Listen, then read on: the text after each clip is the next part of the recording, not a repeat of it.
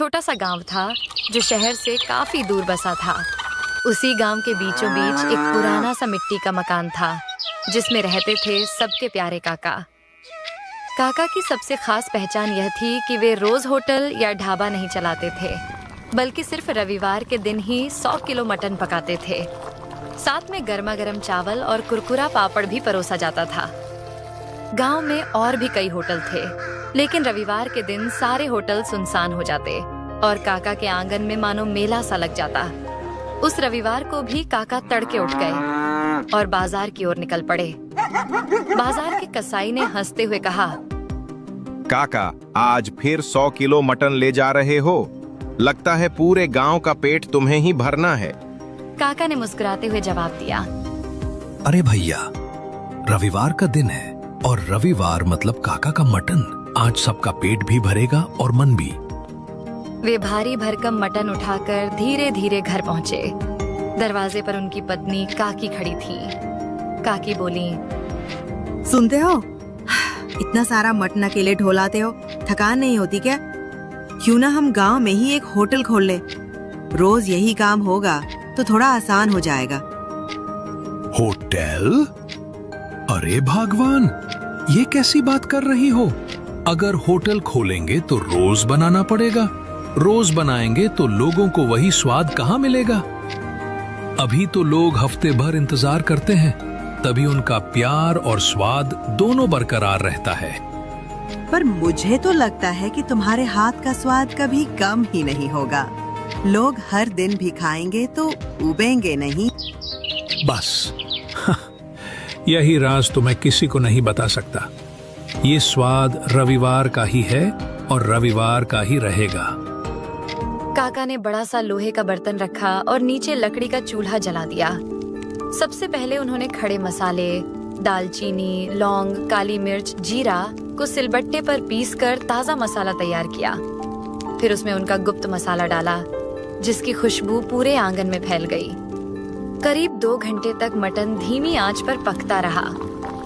उधर दूसरी ओर बड़े भगोने में चावल उबल रहे थे और काकी कड़क पापड़ तल रही थी। काकी ने हंसते हुए कहा, अरे ये खुशबू तो मोहल्ले के कोने कोने तक पहुंच गई है। देखना, 12 बजते ही लोग उमड़ पड़ेंगे। लोगों के चेहरे पर जो चमक होती है ना, वही मेरे लिए सबसे बड़ी कमाई है। जैसे ही घड़ी ने 12 बजाए, लोग आने लगे। कोई परिवार पूरा आ गया तो कोई साइकिल से भागा भागा आया। बच्चे खुशी से उछल रहे थे। काका, जल्दी दो, भूख लगी है। काका बड़े प्यार से प्लेट सजाते।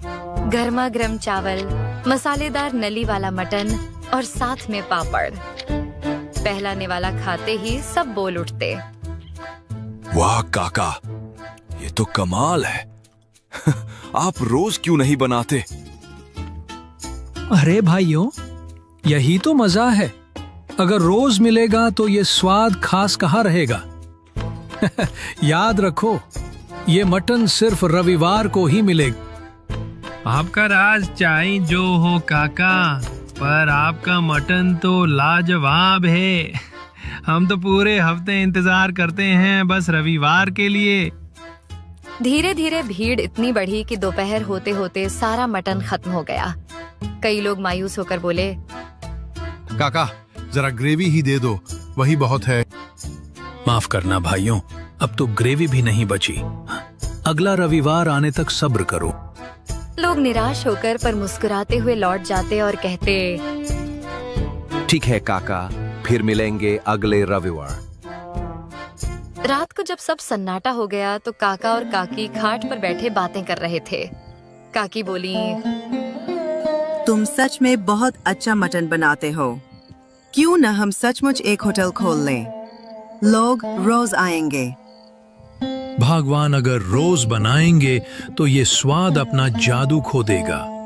स्वाद का असली मजा इंतजार में है। शायद तुम सही कहते हो, पर मुझे पूरा यकीन है कि तुम्हारे हाथ का स्वाद कभी भी लोगों के दिल से नहीं निकलेगा। इतना कहकर दोनों ने रात की शांति में मुस्कुराते हुए नींद की ओर कदम बढ़ाए।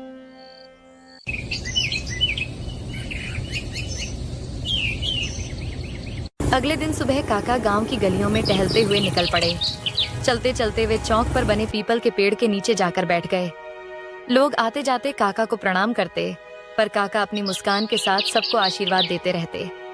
इतने में एक नौजवान उनके पास आया और बोला, काका, आप यहाँ अकेले बैठे हो? अगर समय हो तो मेरे साथ चलो। मेरा एक छोटा सा ठेला है जहाँ मैं चिकन करी बनाता हूँ। चाहता हूँ कि आप मेरे चिकन का स्वाद लेकर बताओ उसमें क्या कमी है। अरे भैया, ये तो और भी अच्छा है। यहाँ यूं ही बैठने से तो अच्छा है तुम्हारा चिकन चख लिया जाए।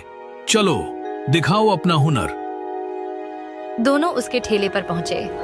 लड़के ने जल्दी जल्दी गर्मागर्म चिकन करी और चावल की प्लेट सजाई और काका के सामने रख दी। काका ने पहला निवाला लिया, कुछ देर चबाया और फिर बोले, देख बेटा, तुम्हारा चिकन ठीक है पर इसमें जान नहीं है। लड़का हैरानी से बोला, जान नहीं है काका, मैं तो ताजा मसाले डालता हूँ। बात मसालों की नहीं है, तुम चिकन को मैरिनेट करते हो क्या? नहीं काका, मैं तो सीधे पका देता। यही तो कमी है। अगर चिकन में स्वाद लाना है तो पहले उसे 30 मिनट नींबू, अदरक लहसुन का पेस्ट और थोड़ा गरम मसाला लगाकर मैरिनेट करो। जब वो मसाले में घुल मिल जाएगा तभी असली स्वाद आएगा। फिर पकाना, देखना लोग बार बार मांगेंगे। धन्यवाद काका, कल से मैं जरूर ऐसा ही करूंगा। काका हंसते हुए वहां से आगे बढ़ गए। थोड़ी दूर जाकर वे अपने पुराने मित्र रामलाल के घर पहुंचे। रामलाल बरामदे में खाट पर बैठे थे। काका मजाक में बोले, अरे भाई, तुम तो दिन ब दिन बूढ़े होते जा रहे हो। हाँ यार, बूढ़ा तो हो ही रहा हूँ। लेकिन तू बताओ, तू इतना जवान कैसे दिखता है? कहीं कोई राज तो नहीं छुपा रखा? काका ने ठाका लगाते हुए कहा, राज है तो सही, पर बता दूं तो तू भी जवान हो जाएगा। फिर गांव वाले हम दोनों को देख हैरान रह जाएंगे। दोनों जोर जोर से हंसने लगे। काका ने प्यार से कहा, देख भाई, कभी रविवार को घर आ जाया कर, तुझे अपना बेहतरीन मटन खिलाऊंगा। हाँ यार, मैंने भी बहुत तारीफ सुनी है तुम्हारे मटन की। एक दिन जरूर आऊंगा। थोड़ी देर बातें करके काका विदा लेकर अपने घर लौट गए।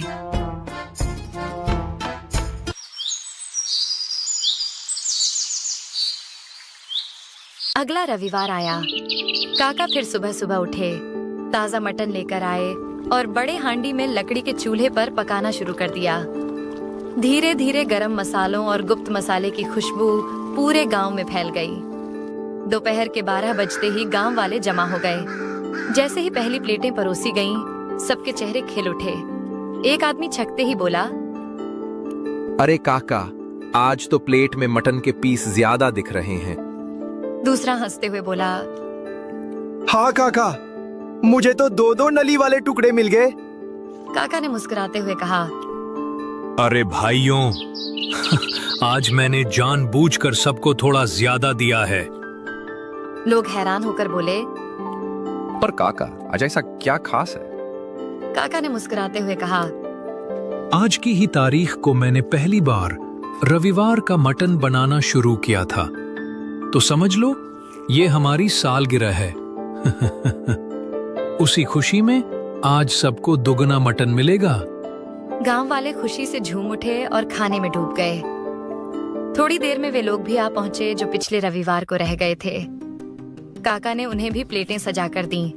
वे चाव से खाने लगे और बोले, वाह काका, इंतजार तो बहुत लंबा था, पर आज तो 2 गुना स्वाद मिला। भीड़ में एक नया चेहरा भी था।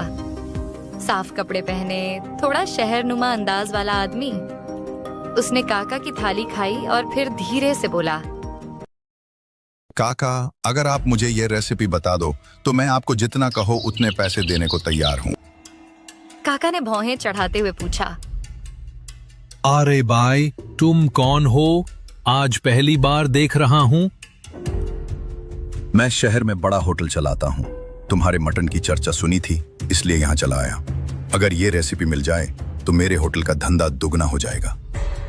काका शांत होकर बोले, मान लो कि मैं तुम्हें ये बता भी दूं तो भी तुम्हें वही स्वाद नहीं मिलेगा।